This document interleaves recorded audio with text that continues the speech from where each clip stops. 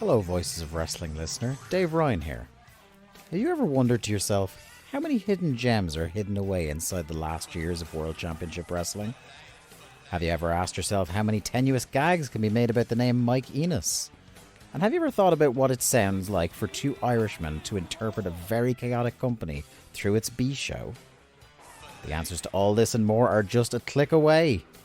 Check out Days of Thunder every second Thursday on the Voices of Wrestling podcast network.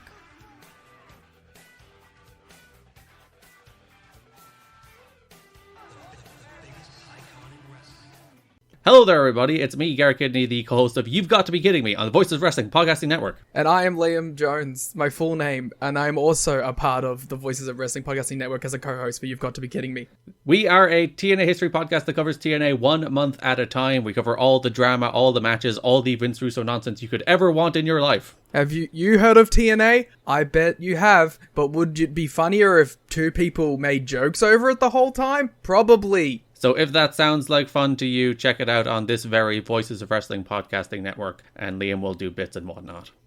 This podcast is a member of the Voices of Wrestling Podcasting Network. Visit voicesofwrestling.com to hear the rest of our great podcasts, as well as show reviews, columns, opinions, and updates across the world of wrestling.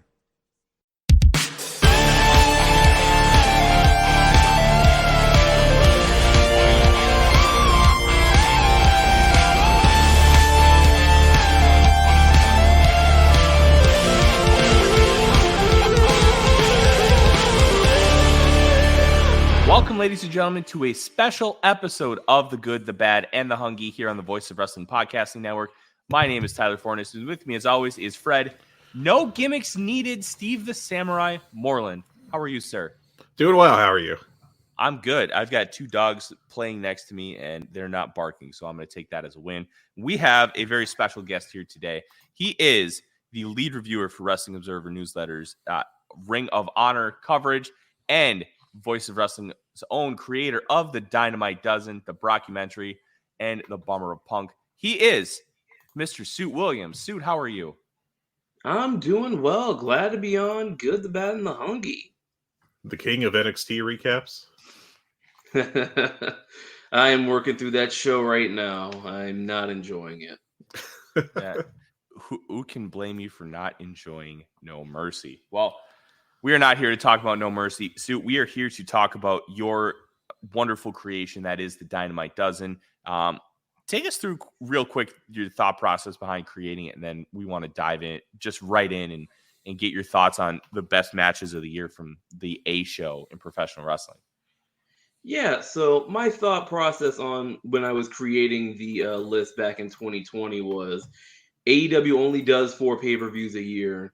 And they have been giving out such high quality television wrestling, like TV wrestling at a level like unseen before in wrestling. So I wanted to document the best stuff that AEW was putting on television and highlight it and kind of just do a nice little recap of the year in a sort of sense. And so I've been doing this 2020, 21, 22. This will be the 4th Dynamite Dozen.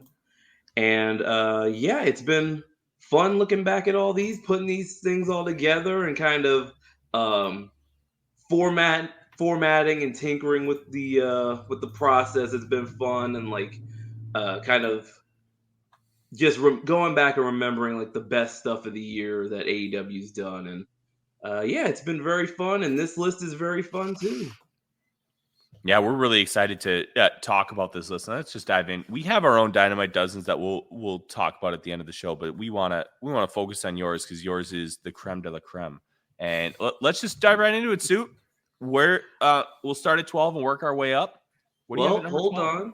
We do have our honorable half dozen, the 6 matches that just missed out on the list.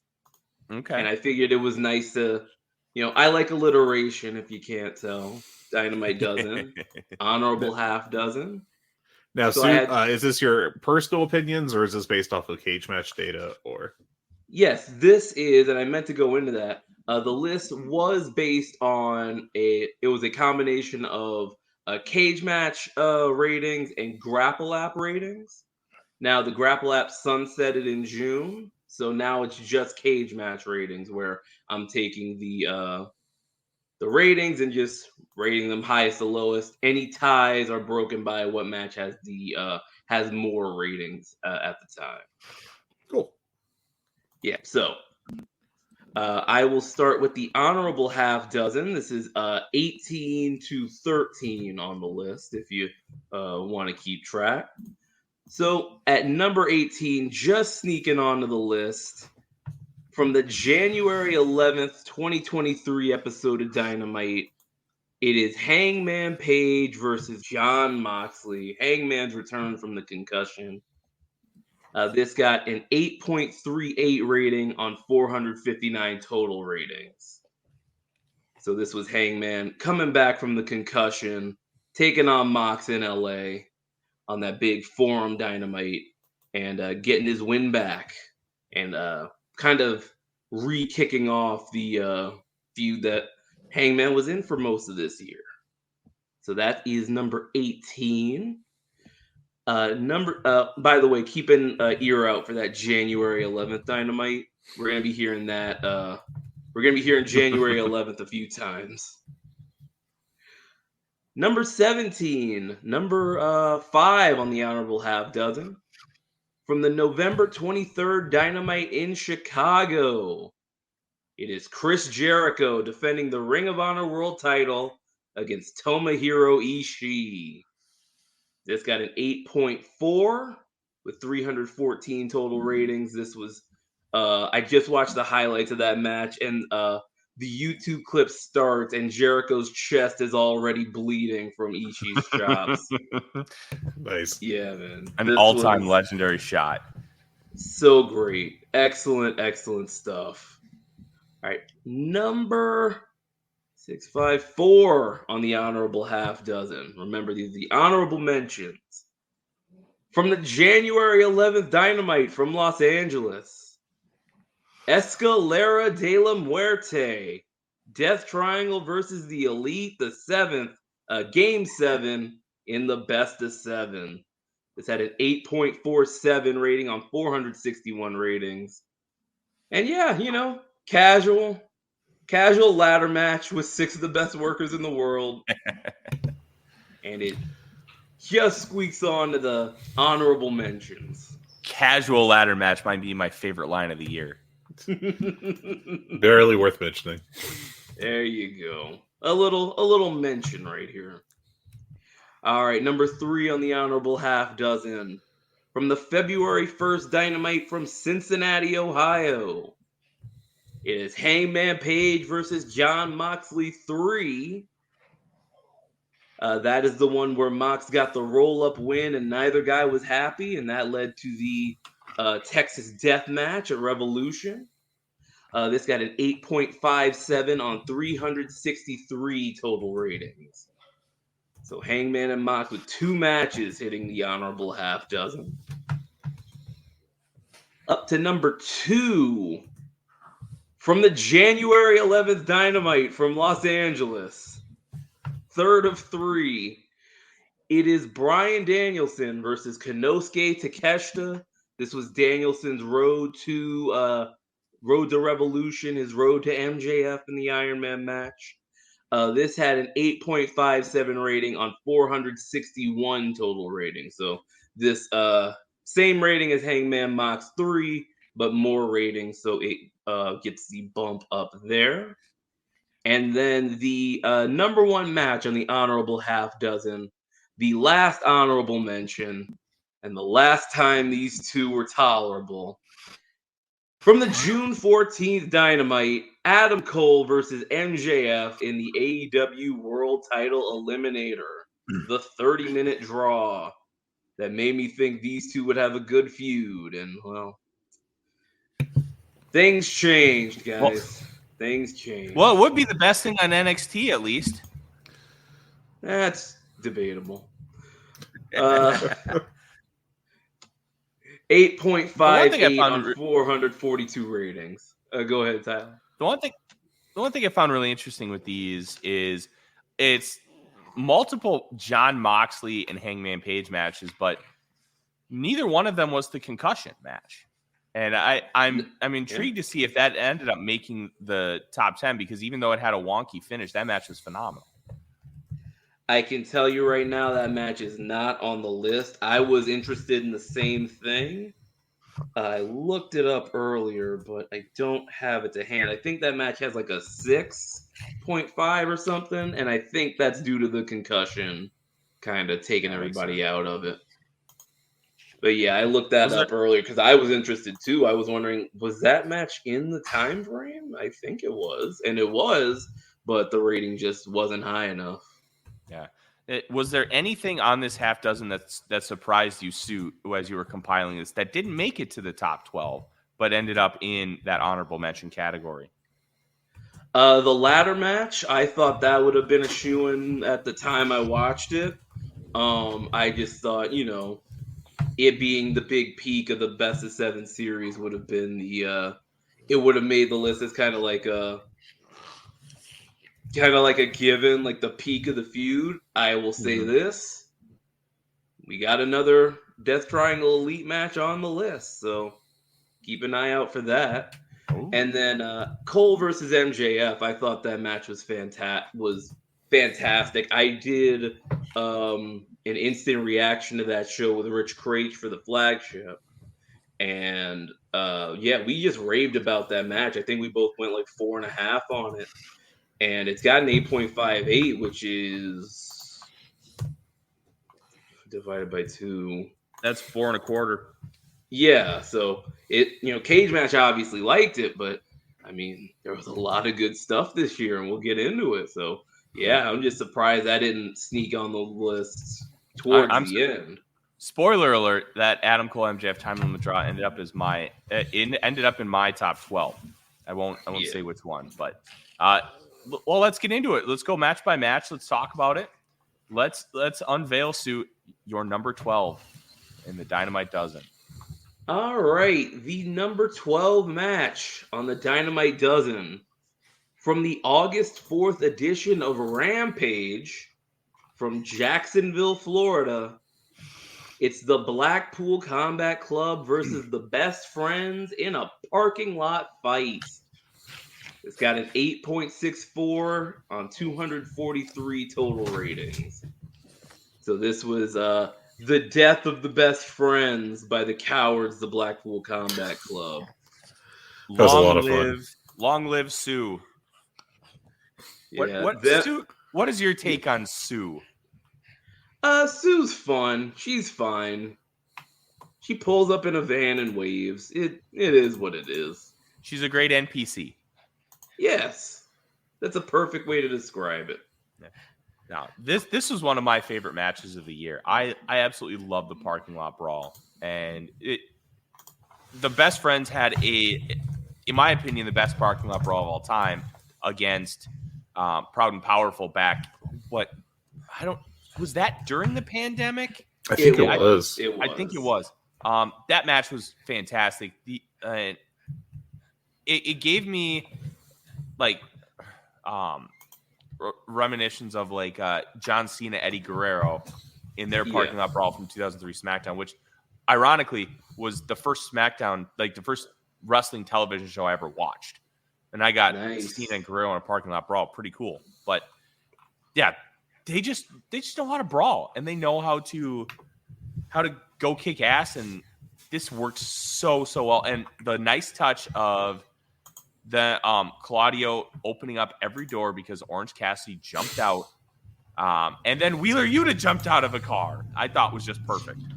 Yeah, call back to the first parking lot fight. Claudio haven't studied his tape, but I can tell you that first parking lot fight, that is the 22nd top-rated AEW match of all time. So on the all-time list, that is still up there at number 22. Imagine how, like, this company has been that great for so long that it's only a 22nd. That's astounding. Yeah. And yeah, this one was awesome because you got Deathmatch Dustin, you got Trent being a maniac, you had Chuck siphoning the gas out of a car, which was so awesome. Crazy. Man, Extremely Kentucky. Absolutely. And then you had just Blackpool Combat Club leaving them laying, just telling them you're not in our league, and just destroying Sue's van as just total jerks. like the return of the what's the second Star Wars? Return of the Return of the Jedi was Jedi. It's The Empire Strikes Back. That's what I meant. Yes. I'm not a Star Wars guy, if you can't tell. I've seen like half of that one. We'll have a conversation about that later, Sue. All right. Any other thoughts on this parking lot brawl before we move on to number 11? No, I'm good. Let's hop up to number 11 on the list. Let's do it. All right. So number 11 with an 8.68 rating with 265 total ratings from the December 9th episode of Rampage. So Rampage getting 2 on the list. How about that? It is Jon Moxley versus Konosuke Takeshita. So this was... I'll be honest, I don't remember how this match came about, but I watched the highlights and it ruled. I watched the YouTube clip I got paired with it, and yeah, it's Mox and Takeshita, and it was awesome. Was this during the era where Takeshita was just getting all these big singles matches and he was losing them all? Just so that exposure on TV? Yeah, because like the month later he had the Danielson match, which was on the honorable mentions. That was during Danielson's run, but yeah, Takeshita was also getting some shine there, and he this match was awesome. Takeshita, it reminds you that Takeshita is such a great babyface. Like his moves are so explosive, and he's got that just fighting energy about him. Yeah, very good stuff. It was, I think this was during like a point where like Tony Khan was like, yeah, Rampage matters. Here's Mox, see? And I remember this show exists. Yeah. One of the few Rampages this year I've watched. Spoiler alert. It's Rampage has gotten so hard to watch. It's not NXT level. It's just it's like when Dark first came around, Dark ruled for like 3 weeks, and it's like, okay, what are we doing here? Like, why am I watching this every week? I liked this last week's Rampage because it was like kind of building up to the pay-per-view and building up to the other big shows too. Like there wasn't a lot of fat on this week's Rampage, and Rampage tends, because it's an hour show, one match can be like a good chunk of fat. So just keep things streamlined, keep things with important stuff, and I think that's the formula for Rampage.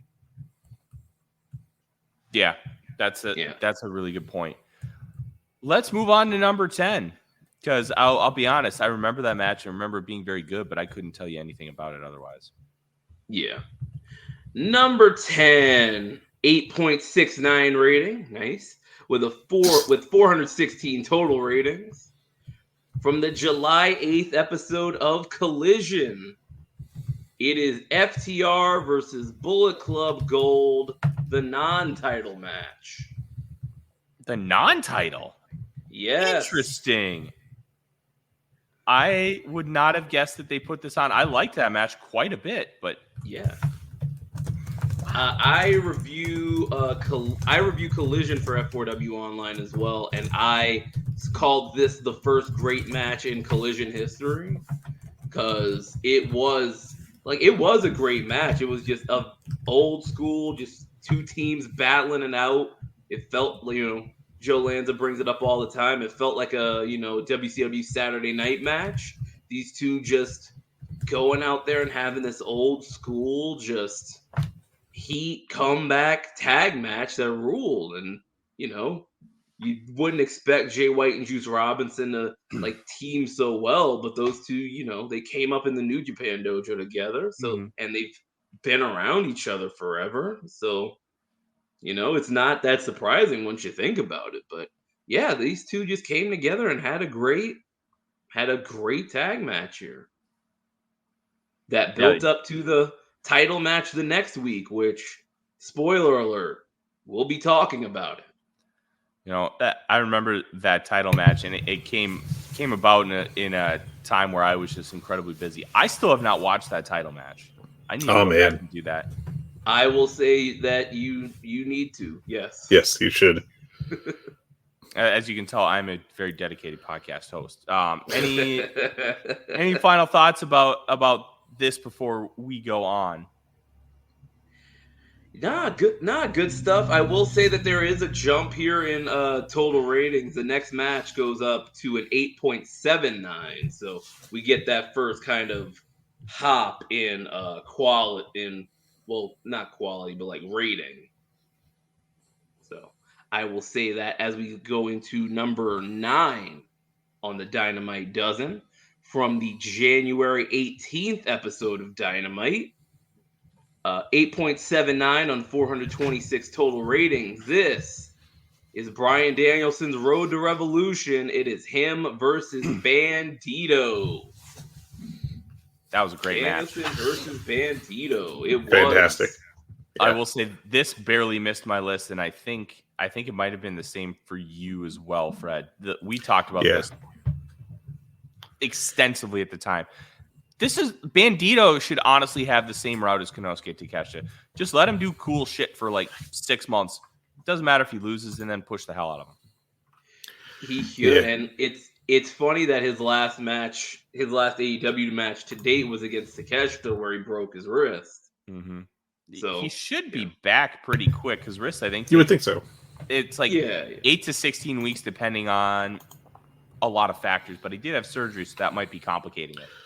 I think I saw that he's booked for like a show in Mexico in like November or December. So if if he's taking dates for then, he's expecting to be cleared around that time. So yeah, hope to see him back. Bandito is cool. He's got a cool mask and he's a very good wrestler. That's all you need. Not gonna lie. Other than Doki's mask, I think Bandito's got the coolest mask just because it is that uniqueness. And he, like Bandito, he looks like a train robber bandit from the 1800s. Yeah. Yeah. It's fantastic. The bandana on the mask. It's like a Super Colo with the hat stitched into the mask. It's cool. Yeah, that rolled the edge. Yeah. Absolutely. All right. Let's move on, Suit. I believe we're on number 7. Number 8. Are we on number 8? Okay. 12, 11, 10, 9. Yeah. All right. From Dynamite number 188. This got an 8.8 rating on 473 total ratings. Again, May 10th Dynamite. This was the steel cage match. Jon Moxley versus Kenny Omega. The placement on here is very interesting, Suit. Mainly because the finish to the match wasn't exactly clean. Now, I think it worked in the context of the story, but just kind of looking at some of your research and your data, do you think that this was hindered by the fact that Don Callis came in with that screwdriver? I actually think that helped because having such a big story beat in the match, like it kind of just like it makes it more memorable in your head and it makes the match a bigger event because something massive happened in it with the split between Omega and Callis. And yeah, it helps that the match was great too. Omega busting through the cage with the V trigger. I don't know how he didn't tear his leg off like a drumstick when he fell in between the cage and the ring. But yeah, having such a great match and then having that like big like exclamation point of the story ending, I do think that I didn't think that hindered it. I do think it helped. Yeah, I thought it elevated it as well because it helped. It felt meaningful and not like a bullshit way out of a decisive finish. See, I agree here, gentlemen, but my thought process was, did the masses agree? Because we're the smarks. we're the ones who are that invested, and I don't know how like every cage match rater is going to be in kind of the same ballpark. So that was kind of my thought process, but it makes sense because the cow's coming in with the screwdriver, and the screwdriver continues to come into play. And I think it was at All In when it was All Out where they stuck the screwdriver actually into the ring. I thought that was a great touch. Well, they know about cage match, so they can't be too normy, right? You know? Yeah, Fair. Completely fair. Yeah. All right. So certain level of sicko there. yeah. They'll never be watch Western. They'll never be watch Western Kentucky versus Troy football sicko. I'll tell you that. All right, let's head on to number 7 on the list at an 8.87 rating on 416 total ratings from the February 1st episode of Dynamite. No holds barred match for the TNT title. It is Darby Allin versus Samoa Joe. The third one. Oh, okay. Is this that the only Darby Allin Samoa Joe on the list? Yes, it is. Disappointing. Interesting. The one from my birthday, December 7th, is my personal favorite of that trilogy. Same. Now, I can tell you, I do have an extensive list with more matches on there as like a match consideration list to get everything together.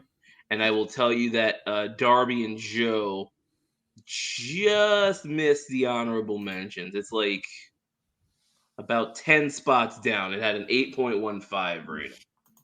Wow, So, 8.15. That must have really sucked. Yeah, only four.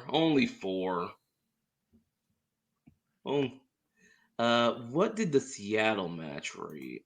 Because I know that because the Darby and Joe from your birthday was the first one, and then they had the match in Seattle on 1-4.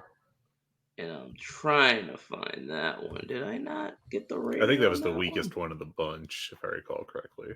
Yeah, that one might not have made the list in general. I'll double check cage match to be sure, but I will check and see. Matches. Match constellation. Only singles matches. TNT title. Samoa Joe title change. Dynamite 170. Nope, 7.65. So I wouldn't have even put that on the listing. All right. Oh, wow. Yeah. We're learning. So there you go. But yeah, this one, I went 5 stars on this. This is going to be on my match of the year list. But yeah, when a match gives you the same feeling that Samoa Joe Necro Butcher does, you give it 5 stars. That's at least my headcanon on things.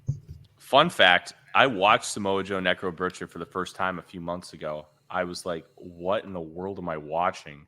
Yeah. And the finish was so great because Necro Butcher still wanted to go kill him.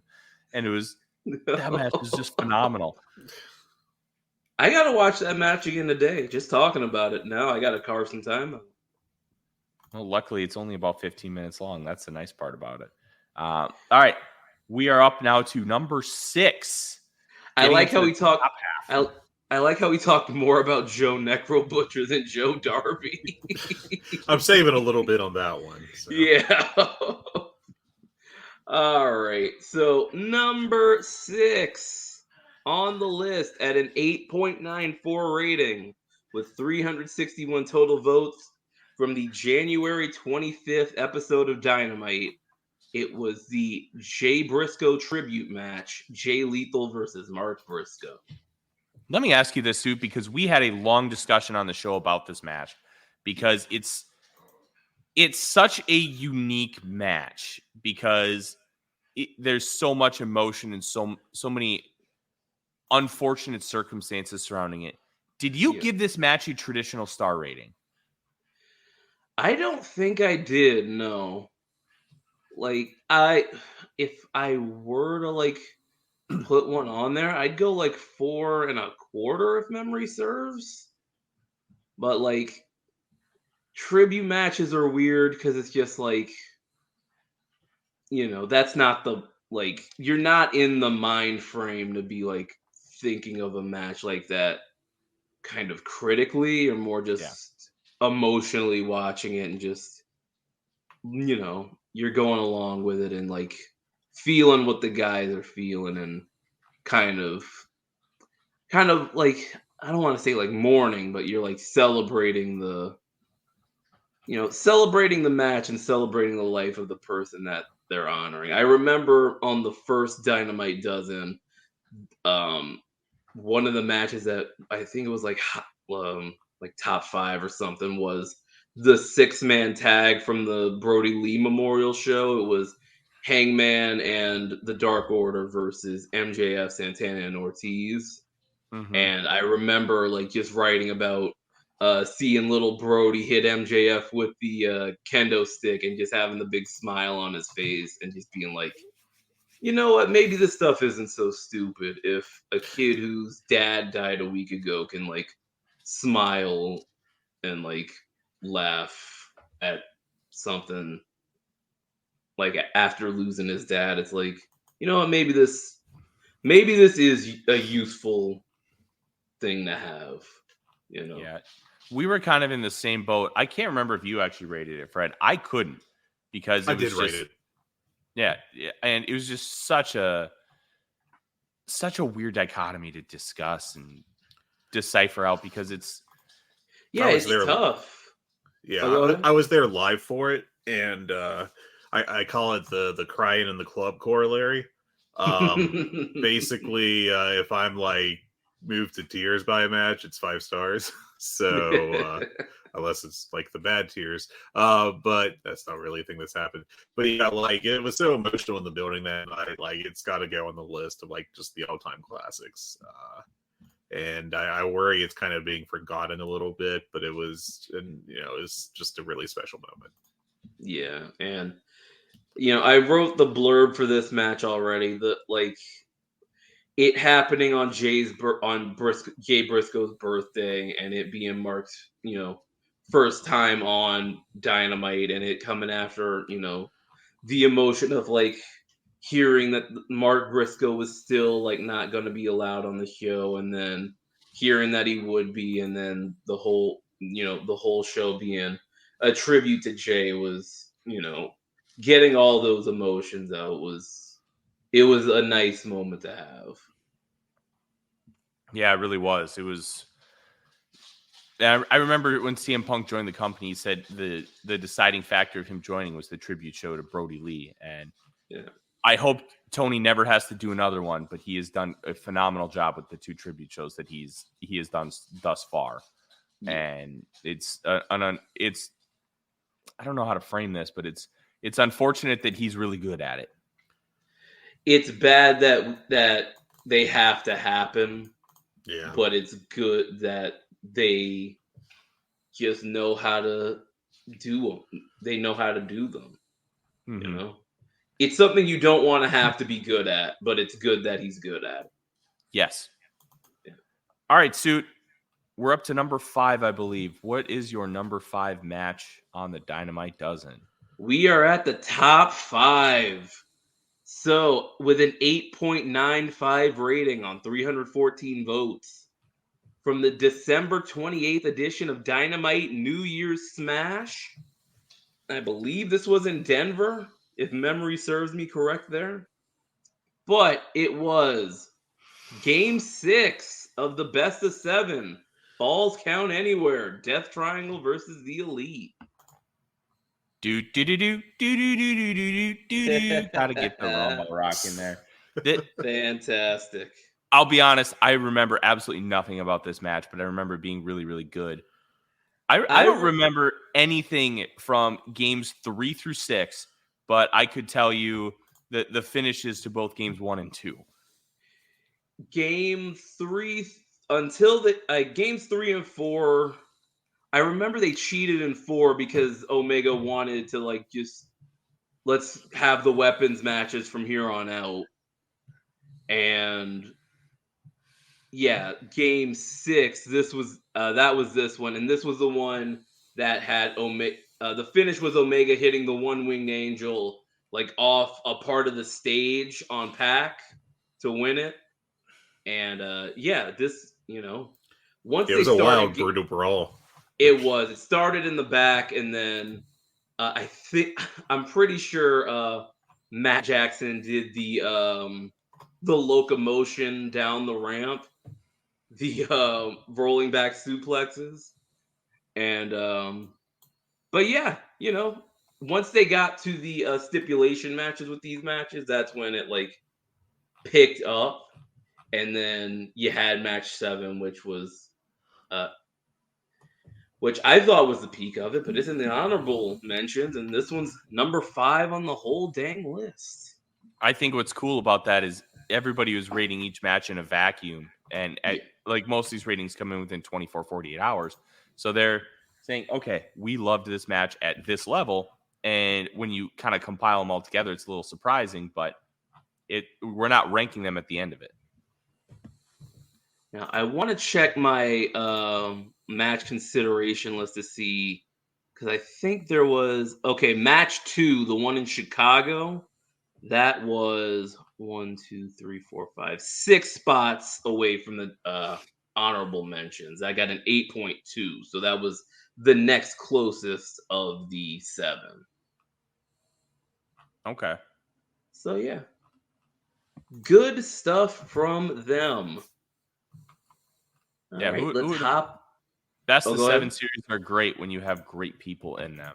I still remember the Chris Benoit Booker T best of 7 from WCW. Yeah. Isn't it funny how that works? Just let good wrestlers wrestle a bunch and they have good matches. Yeah. Booking and wrestling is easy. Speaking of letting great wrestlers wrestle, we'll move on to number 4 on the list. Every match from here on in has at least a 9 rating on Cage Match. This has a 9.02 with 437 total ratings. From the Championship Fight Night episode of Dynamite from February 8th, it is Bryan Danielson completing his road to revolution when he went one-on-one with Roosh. So Roosh getting a top 4 spot on the locker Dynamite room leader Dozen. Roosh there. There you go. Stabilizing influence, Roosh. Roosh was phenomenal in this match. And oh, yes. I remember when he came into the company, everybody was like, I don't want to deal with this bullshit. It's just not going to be worth it. And then he comes in and he's doing a bunch of television jobs. Like, he's been great. And the best part is, it's not like that Hulk Hogan bullshit where every time 3 hits, that shoulder's popping off the mat. He's been a team just doing player, jobs. And he's been great. And I think what he realizes, if he does jobs in America, it doesn't mean shit when he goes back to Mexico. Hey, he's still a huge star in Mexico. So I loved this match, and I would love to see Roosh in more matches like this. I think we're going to get to see a potential Roosh versus MJF match at some point with, I believe it's La Facción Ingobernable with the ones that attack. No, it would be them against Jay White, not MJF. I'm dumb. Yeah. But I think they were the ones behind the masks, and I'm excited to kind of see where that goes. But Roosh has been great, and I hope he gets used more. I know he signed a new contract with AEW, and I think he's been on paternity leave. I think he's been on paternity leave. Well, good for them giving him paternity leave. I know Hangman Page got it. I don't know how much they're given, but I know Hangman at least had like a month because then he came back and we won the title. But Roosh, we saw him at All Out.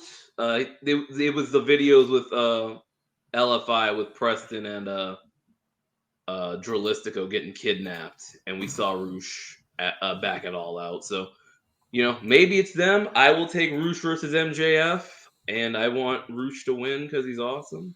I just realized that LFI may have been just wanting to take Jay White to a crazy weekend in Tijuana, and just a big misunderstanding.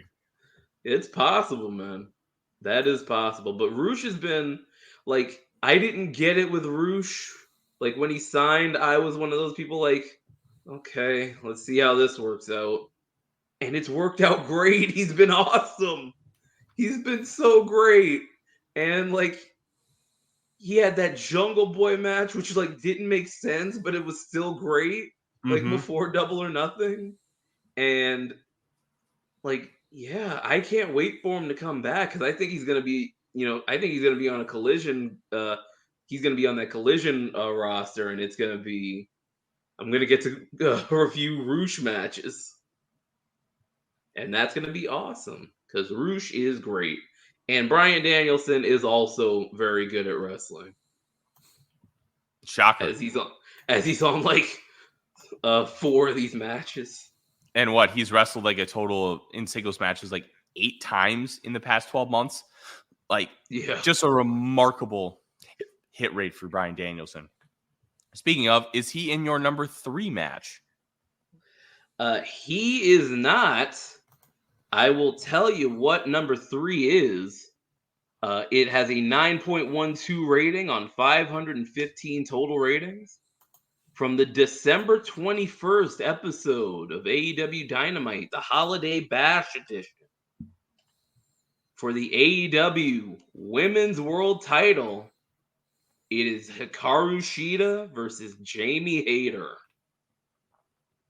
Hell yeah. I There you just go. fell out of my top 12, sadly. I loved that match. Yeah, I just watched the highlights of it. It ruled. Jamie Hayter, I miss her so much. Yeah, She's she needs to awesome. get better soon, like now. I hope, man, because she's great, and he was just having great matches with Tony Storm and Sheeta, and I would love to see her versus Mercedes when they're both, when their limbs are sewn back on. Oh god, that would be incredible. Yeah. Oh god, I want it. I want it so bad.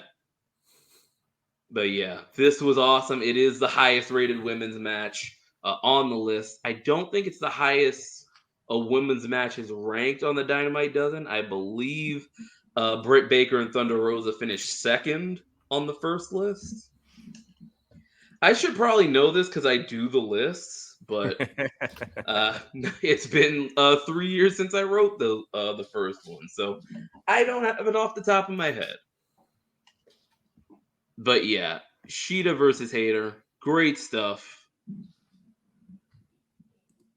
And yeah, I will unless you guys have anything else to say on that one, I can move on to the silver medalists.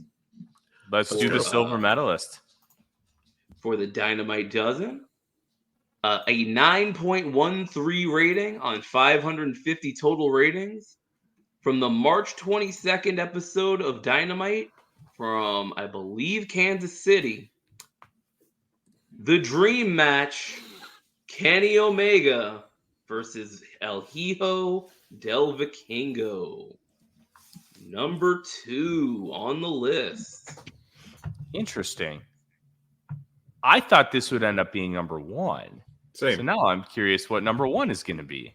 It was for a long time. It was a runaway number 1 for a minute. Things kind of more ratings came in and that average slipped down. It was still number 1 for a good while, but we got one that beat it out. But yeah, it's Omega and Vikingo. That match is incredible. It's one of the best TV matches of all time. Anyone asking what the story is can kick rocks. Choke on the dust too. I don't care. You're lame. But Suit, I don't know who El Hijo del Vikingo is. How am I supposed to care? Well, I know who Dominic Mysterio is, and he sucks. So go watch him. Go watch him trip over his feet and, and listen to him get booed as they turn up the mics on that. Like, go do that. I will watch this. This isn't for you, if that's a question. It's not for you. Go ahead. This one is going to finish, like, as of right now, in the top 3 matches for me on the year, period. So I obviously adored this. Yeah, I gave this 5 stars, and I think I've given almost 10 matches 5 stars this year because I'm an absolute sicko-brained individual.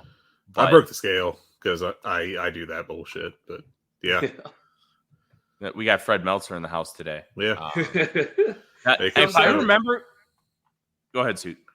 Sometimes I do the 5+, where it's like this is one of the best matches I've ever seen.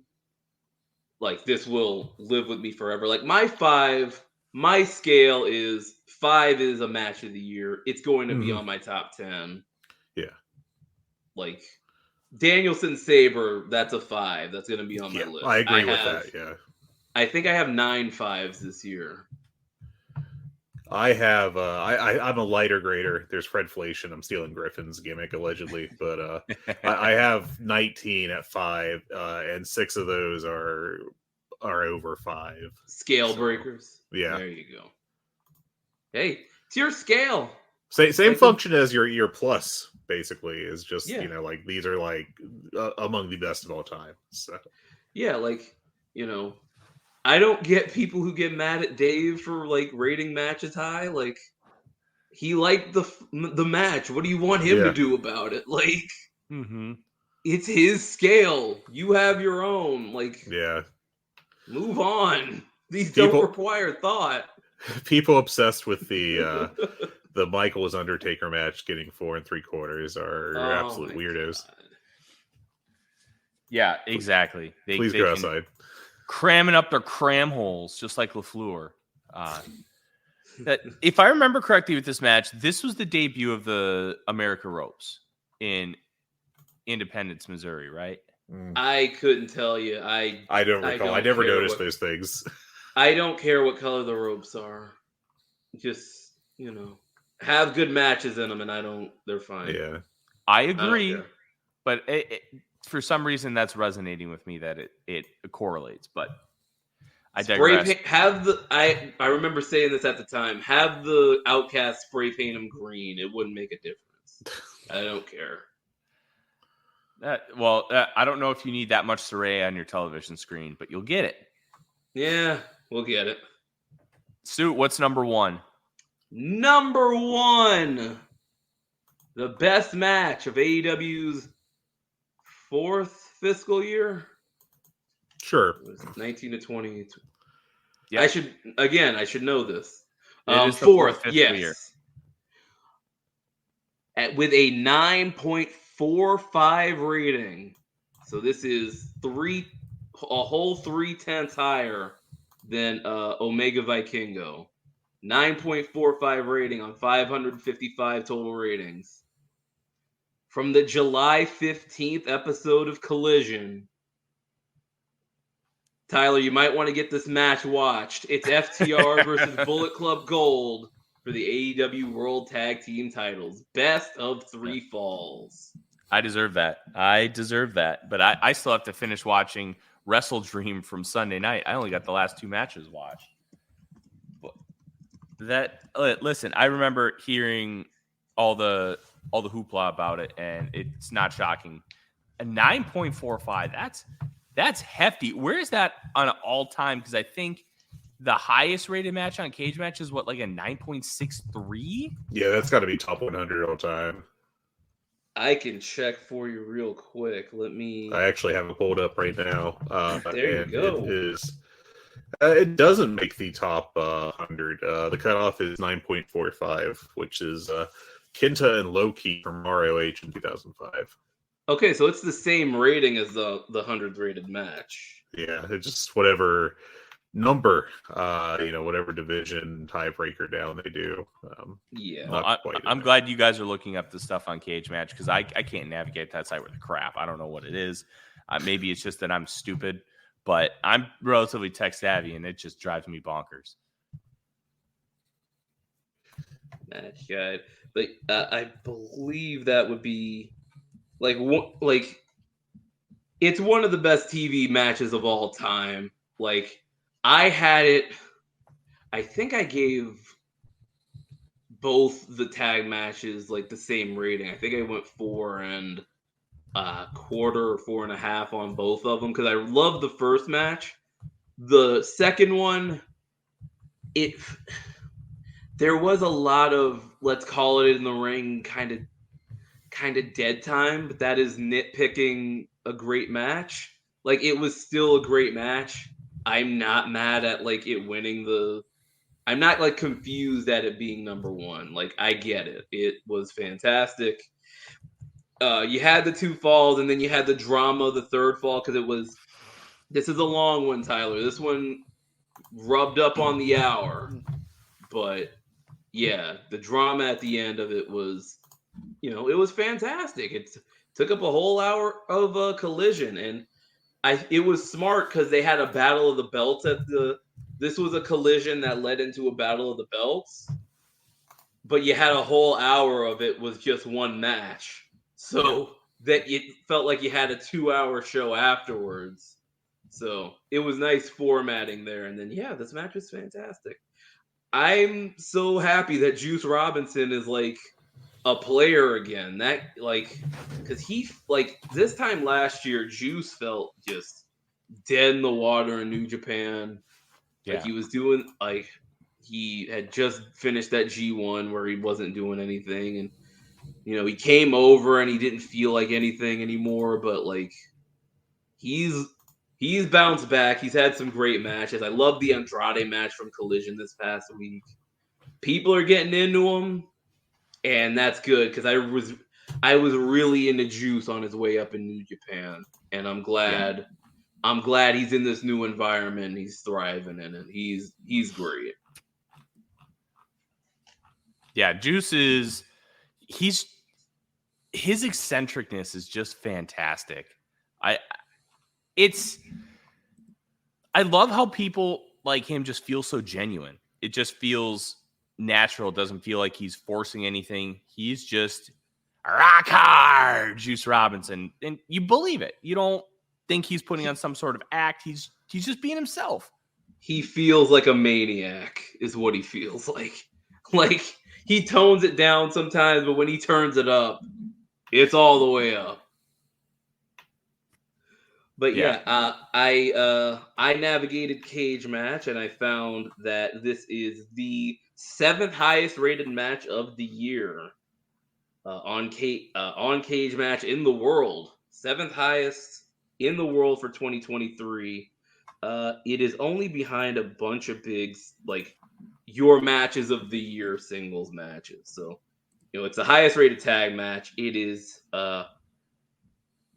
behind Nakajima Miyahara from Noah, Naito and Ospreay from the G1, the 2 Omega Ospreay matches, MJF Danielson and MJF and Danielson Sabre. Okay. Yeah, so that is the class of match this was in, and we got it for free on TV, folks. Never forget that. That's the point of this Dynamite Dozen. We got this stuff for free. Yeah, it was wild. It's on your cable TV. You just watch it. It's there. And you're getting matches on the level of the best matches of the year. Excellent stuff. Excellent stuff. I gotta check. They had a Mascara Dorada Teton match from a little while ago. I think it was this past weekend. I gotta check that out because that is 16th on the list. I gotta go check that out. Whoa. Yeah. How many ratings? I just closed it out. It's got to be less than 100, right? Probably. CMLL is not rated very much on Cage Match, unfortunately. I should check. Match guide 2023. Yeah, because that Teton Lightning match you sent me, Fred, was excellent. Mm-hmm. If you want more, I got it. And CMLL and Rev Pro, I got to get into those more because yeah, I haven't got to Rev Pro yet, sadly, but I have the on demand. I still haven't seen the anniversary show, but I need to. It's at 18 votes on Dorada and Teton. So. Yes, it is just under Hangman versus Mox in the Texas Death Match, which has 739 votes. So a little bit of a disparity there. Yeah. But yeah, that's your list. So if you want, I could just read the 12 in order and as a nice clean cut. Let's do it. Sure. All right. So, number 12, the Blackpool Combat Club versus the Best Friends in the parking lot fight. Number 11, John Moxley versus Konosuke Takeshita. Number 10, FTR versus Bullet Club Gold 1. Number 9, Bandito versus Bryan Danielson. Number 8, the Steel Cage match, John Moxley versus Kenny Omega. Number 7, TNT title match, No Holds Barred, Darby Allin versus Samoa Joe 3. Number 6, the Jay Briscoe tribute match, Mark Briscoe versus Jay Lethal. Number 5, Game 6 of the Best of 7, Falls Count Anywhere, Death Triangle versus the Elite. Number 4, Bryan Danielson versus Roosh. Number 3, Hikaru Shida versus Jamie Hayter for the AEW Women's World Title. Number 2, Kenny Omega versus El Hijo del Vikingo. And number 1, best of 3 falls for the AEW World Tag Team titles, FTR versus Bullet Club Gold. Any surprises in their suit that you see because you spend all year compiling this stuff? The surprises for me was Shida and Hayter rating so high. That one, I wouldn't have been surprised if that one made the list, but that one being third, that one, when I released the list, when I released a written list and people see it on the site, that one's going to be like, whoa, yeah, I forgot about that one. That's going to be how about that one? That's going to be that match for a lot of people, I think. Yeah, I think so too.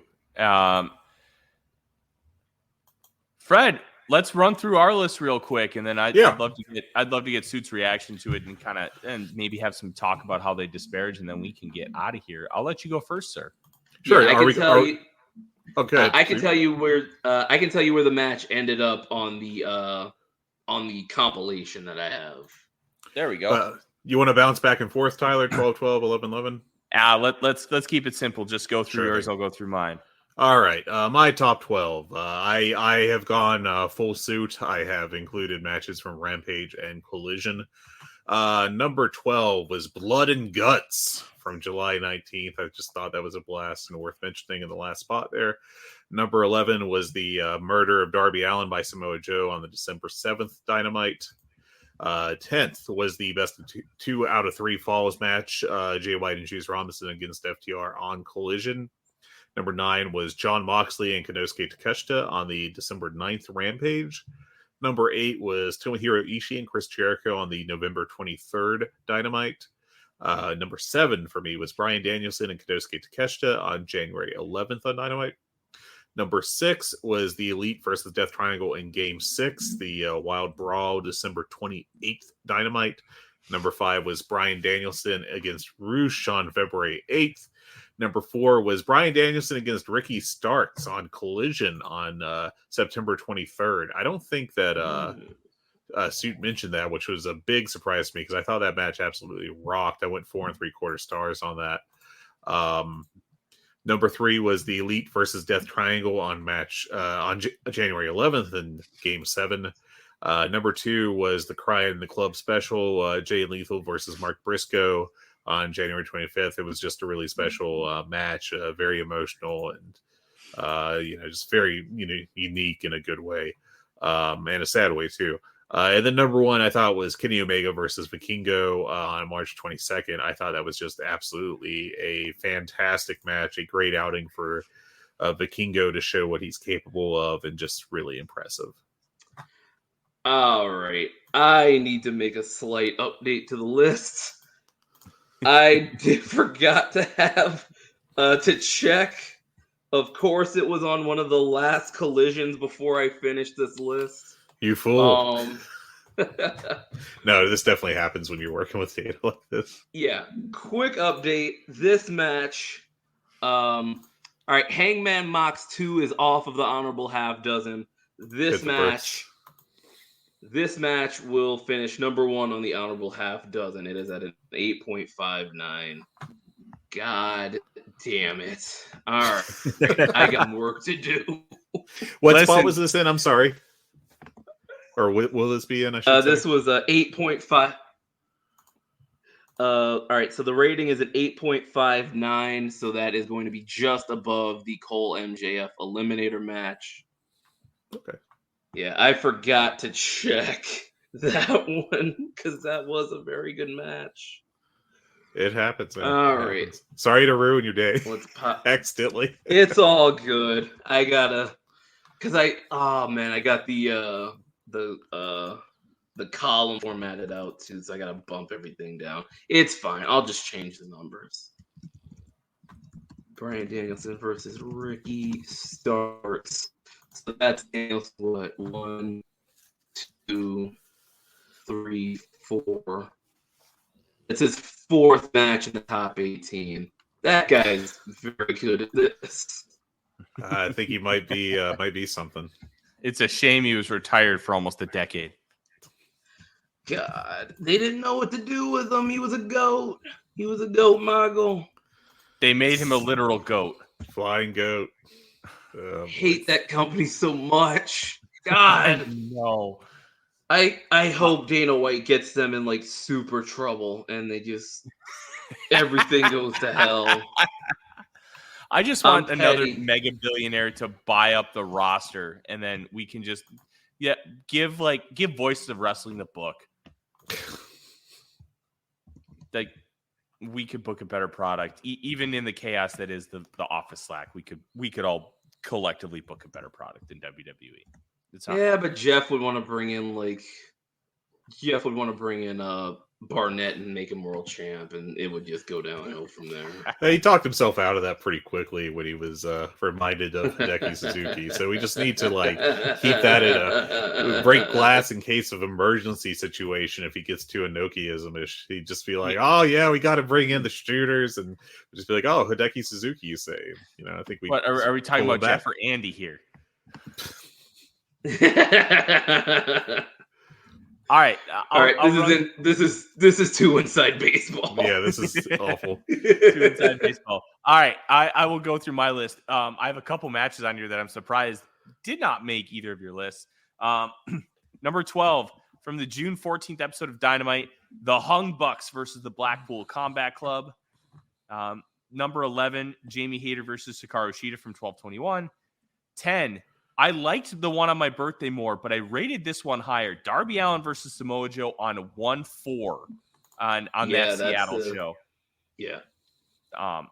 9, John Moxley, Hangman Page from February 1st. I believe that was the Hangman roll-up. Number 8, the Elite versus Death Triangle Game 7. Number 7, Blood and Guts from July 19th. Number 6, the tribute match, Mark Briscoe versus Jay Lethal. Number 5, Chris Jericho versus Tomohiro Ishii. Number 4, Adam Cole versus MJF's time limit draw from that 6/14 show, which has 2 matches on this list. Number 3, Kenny Omega versus John Moxley cage match from 5/10. Number 2, Bryan Danielson versus Roosh from February 8th. And number 1, Kenny Omega versus El Hijo del Vikingo from March 22nd. I did not have any Rampage or Collision on this list because I just went off Dynamite, and now I feel like a dumbass. So I betrayed you. I'm sticking with it. That was my mid-episode typing. All right, I do want to talk about some of the matches you guys had that didn't make the total list. Blood and Guts finished with an 8.16 rating. The Eddie Kingston Claudio Castagnoli match from Grand Slam that had an 8.2. So these are just off of the honorable 6 that I got. Chris Jericho versus Roderick Strong, Falls Count Anywhere. That was, now it is the second. It is the second match that just missed the list because the quick update has bumped everything under it down a little bit. I believe the next there was the Hayter Shida match that was at the top of the list. The next highest rated women's match on the list was Jamie Hayter versus Emi Sakura from the January 27th Rampage. That had an 8.2 as well. So it had the same rating as Kingston Castagnoli and Game 2. Death Triangle versus the Elite. Anything else that would have caught my eye? Hung Bucks versus Blackpool Combat Club from the June 14th Dynamite that had an 8.09 rating.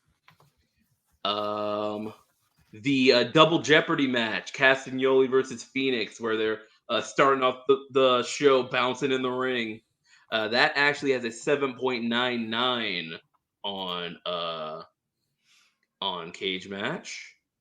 Buddy Matthews versus Andrade in the ladder match had a 7.98. That was from the July 29th Collision. And anything else? Oh, yes. The highest rated CM Punk match on the list was from the June 24th episode of Collision, episode 2. It was Bullet Club Gold versus FTR, Punk, and Ricky Starks at a 7.94. So I just felt like that was worth mentioning. And then because I felt like it and because the match aired for free, Eddie Kingston versus Jun Akiyama from the Full Gear Zero Hour got an 7.86. So it didn't make the list, but I just checked it out.